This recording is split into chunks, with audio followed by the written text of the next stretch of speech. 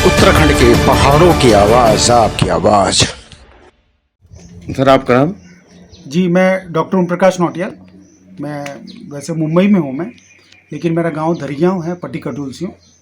तो जब मैं यहाँ पे आया, वैसे मैं यहाँ कई महीनों से आ रहा हूँ मैं, तो मुझे अभी पता पड़ा कि सरकार की काफ़ी व्यवस्था है यहाँ पे मशरूम वगैरह की, कृषि की। तो मैं भी अभी आया था यहाँ पे, तो मैंने देखा कि कृषि विभाग में आप तक लगा रहा हूँ, काफी परेशान हूँ। जी, तो मेरे को भी इच्छा हुई कि आपसे कि मतलब क्या परेशानी है, तो आप अपनी परेशानी बताइए।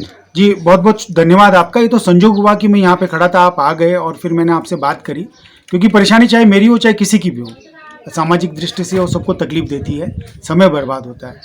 अब जब मैं नीचे ब्लॉक में मैंने पूछा, तो ब्लॉक वालों ने मुझे कहा कि आपका कृषि विभाग जो है ऊपर की तरफ है। अभी हम आधे घंटे से चक्कर काट के बड़ी मुश्किल से यहाँ पहुँचे। जब यहाँ पहुँचे तो पता पड़ा कि आपका जो कृषि से संबंधित अधिकारी हैं वो यहाँ से नदारद हैं, यहाँ पे लॉक लगा हुआ है। अब उस हालात में कम से कम यहाँ पे कोई ऐसा कर्मचारी हो, जो कर्मचारी किसी किसान को अगर उसको कोई यहाँ पे इन्फॉर्मेशन चाहिए तो वो कम से कम उसको मुहैया करा सके इन्फॉर्मेशन, या नंबर दे सके, उस अधिकारी से बात हो सके, ताकि किसान यहाँ से संतुष्ट होके जाए और उसकी समस्याओं का निवारण हो और एक एश्योरेंस मिले कि भाई हाँ, आपकी जो समस्याएं हैं और आपको जो चाहिए सरकार से, जो भी आपको सपोर्ट चाहिए वो सपोर्ट आपको मिल जाएगा। लेकिन दुर्भाग्यवश जो है वो उस तरह का हुआ नहीं। तो आप किस प्रकार की समस्या लेके आ जाए थे यहाँ पे? समस्या ये थी कि जब मैंने कम से कम 15-20 नाली में करनी है अदरक की और हल्दी की खेती। अब वो खेती करनी है तो उसको बचाने के लिए, जानवरों से बचाने के लिए उसकी फेंसिंग होनी ज़रूरी है। अब उस फेंसिंग के चक्कर में मैंने सुना है कि कृषि विभाग जो है पूरी मदद करता है। तो मैंने सोचा अगर मैं कृषि विभाग से मदद कर लेता हूँ तो मुझे बीज भी लेना है, तो बीज मुझे जो है हॉर्टिकल्चर सब्सिडी रेट पे दे रहा है। फिर मुझे मनरेगा के अंतर्गत मुझे यहाँ पे कुछ वो भी लगाने पड़ेंगे, श्रमिक लगाने पड़ेंगे, जो श्रमिक खेतों में काम करेंगे, क्योंकि खेत तो अब यहाँ हो नहीं रहे हैं, तो खेतों की मिट्टी जो है बहुत ही शुष्क हो गई है। अब उस मिट्टी को कंडीशन करने के लिए उसके ऊपर ट्रैक्टर लगाना पड़ेगा, उसको कंडीशनिंग करना पड़ेगा, उसकी झाड़ी वगैरह काटनी पड़ेगी, उसको प्रॉपर प्लॉटिंग करनी पड़ेगी। उसके बाद में फिर उसमें जो है अदरक के लिए एक प्रॉपर एग्रीकल्चर प्लान होता है, तो वो एग्रीकल्चर प्लान करके फिर अदरक की खेती होगी, टर्मरिक की खेती होगी। अब उस खेती को प्रोटेक्ट करने के लिए मुझे फेंसिंग करनी है। अब वो फेंसिंग का लगभग जो है काफ़ी खर्चा आ जाएगा, तो मैंने सोचा कृषि विभाग से बात करके उनसे मैं सहयोग लूँगा मैं। लेकिन दुर्भाग्यवश यहाँ पे कोई भी न होने की वजह से मुझे कोई इन्फॉर्मेशन नहीं मिली। फिर मैंने मजबूरन देहरादून फ़ोन किया, जो आपके प्रधानमंत्री क्या फसल हेल्पलाइन है उनकी, तो उनसे मैंने प्रार्थना की, तो उन्होंने मुझे जो है पौड़ी के कोई कृषि विकास खंड अधिकारी हैं, उनका नाम है देवेंद्र राणा। अब उनको मैंने लगभग 7-8 बार फ़ोन किया, वो फ़ोन में व्यस्त चल रहे हैं। तो मुझे ये लगा अगर वो फ़ोन उठाते हैं तो मैं अपनी समस्या उनको बताऊंगा, ताकि वो अपने जो उनके कर्मचारी हैं उनको निर्देश दें और वो सही वक्त पे, अगर किसान इतनी दूर से आ रहे हैं तो किसानों की मदद करें, उनका मार्गदर्शन करें और उनका वो मोरल बढ़ाएं उनका, ताकि वो किसान जो है हताश ना हो।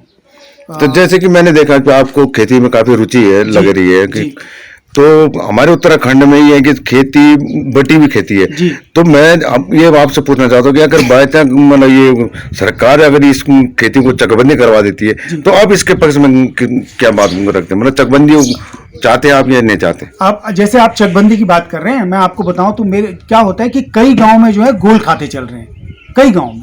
और गोल खाते की वजह से क्या होता है, जो घर का मुखिया होता है वो खातेदार होता है, और बाकी जैसे हम 3 भाई हैं तो हम 3 भाइयों के नाम पे कम से कम तकरीबन जो है 1 एकड़ से कम की खेती तीनों भाइयों के नाम पे, हमारे नाम पे।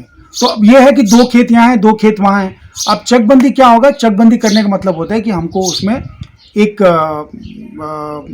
समान दृष्टि से उस पर एक वो अगर सभी सहमत हो जाते हैं तो फिर हम उसको चकबंदी कर सकते हैं, और बिना सहमति की चकबंदी करना मुश्किल है।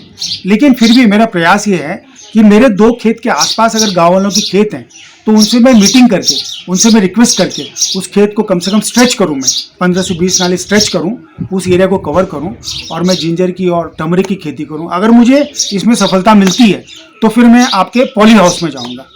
पॉली हाउस में जाकर के आपके बटन मशरूम्स हैं, बटन मशरूम को करूंगा, क्योंकि बटन मशरूम में टेक्निकलिटी ज़्यादा है। अब उस टेक्निकलिटी के लिए मुझे लोगों से, जो साइंटिस्ट हैं, वैसे मैं भी साइंटिस्ट हूँ, मैं प्रोफेसर भी रहा हूँ, तो मुझे शोध कार्य का इतना बड़ा अनुभव है, तो मैं चाहता हूँ क्यों ना मैं अपने गांव को एक इस तरह से खुशहाल करूँ ताकि लोगों को रोजगार मिले, जो लोग बैठे हुए हैं जिनके पास कुछ नहीं है।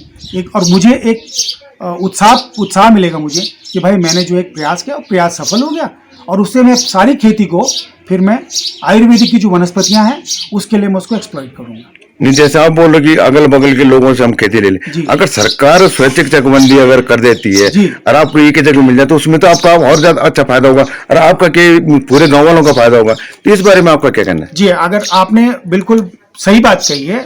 अगर सरकार इस तरह की कोई पॉलिसी बनाती है ग्राम प्रधान के जरिए, अगर पॉलिसी बनती है और वो पॉलिसी अगर ग्राम सभा में वो उसका ऊपर बहस किया जाता है और बहस करने के बाद उसमें माइनॉरिटी मेजोरिटी की बात होगी, अगर मेजोरिटी में बोलते हैं वो कि चकबंदी होनी चाहिए और अगर वो प्रस्ताव पारित होता है तो चकबंदी की जाए। चकबंदी में मैं समझता हूँ कि किसानों के लिए सहूलियत होगी, वो एक ही जगह पे बहुत बेहतरीन खेती कर सकता है और उसका पैसा भी कम लगेगा, उसकी ऊर्जा भी बचेगी और उसका जो कर्मचारियों पे जो उसका खर्चा होना है मनरेगा के जरिए, उसमें भी जो है सरकार की भी बचत होगी, किसान की भी मदद होगी उसमें।